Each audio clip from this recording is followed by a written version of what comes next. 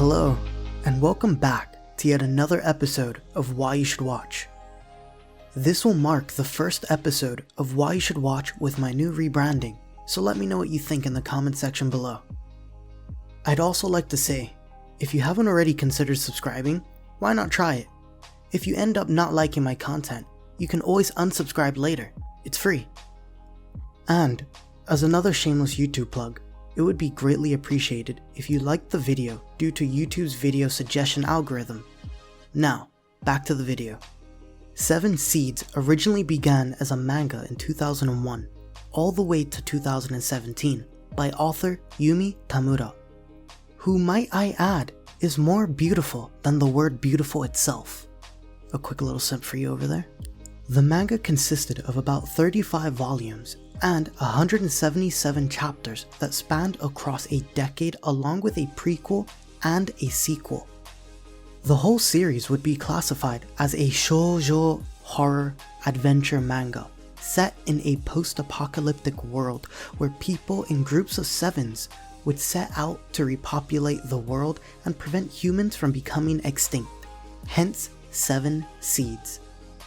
For those getting ready to Google what Shoujo means, I've already done it for you, don't worry. Shoujo is a demographic term in manga and anime to specify the target audience of pre-teen and teen girls, whereas shonen is the same definition, but instead of girls, it would be boys. So, long story short, this show is aimed for young girls. A few years later, we find ourselves watching yet another Netflix anime where Studio Gonzo would be the creators of this anime adaptation. Studio Gonzo, as an FYI, are the ones who brought you Welcome to the NHK, Afro Samurai, Hellsing, Gantz, Trinity Blood, and so many more great shows.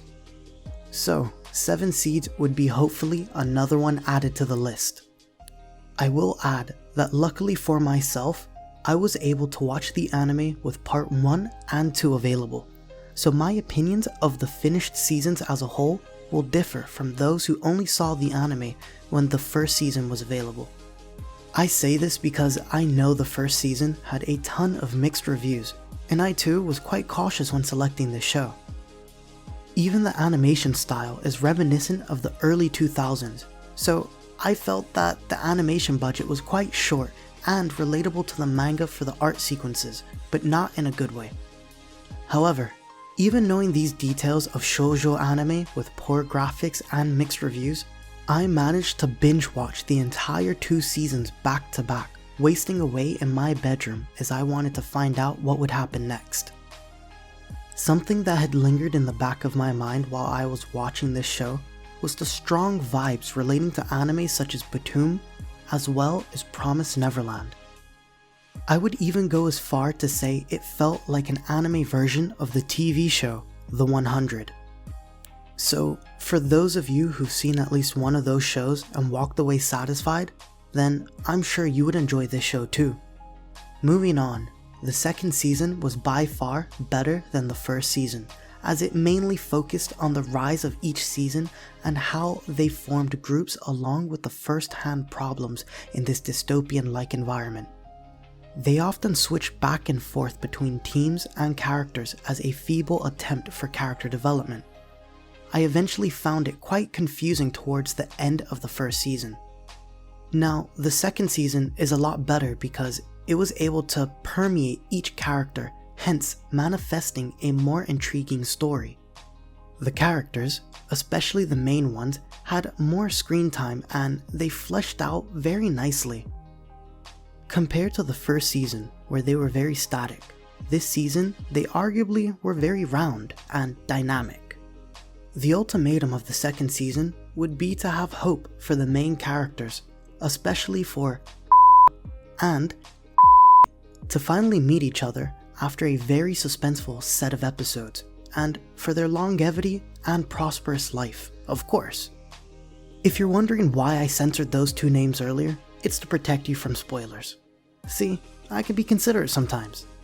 If you were to ask anyone who read the manga of 7 Seeds, almost everyone would tell you It's a perfect 10 out of 10 considering when it released and the topical genres that were loved back then. But I feel that when Studio Gonzo were given the opportunity to revive it as an anime, they were shot in the foot, since this exact style of show isn't what people are looking for right now. Which is why I believe it received a lot of mixed reviews, but that would be my personal opinion to say the least. So I highly suggest you take some context into consideration and maybe give it an honest watch. Leave the bandwagon for those that can't think for themselves and rely on mass opinion for their own opinion. That sums up everything. Thanks for watching. It's been NAISU.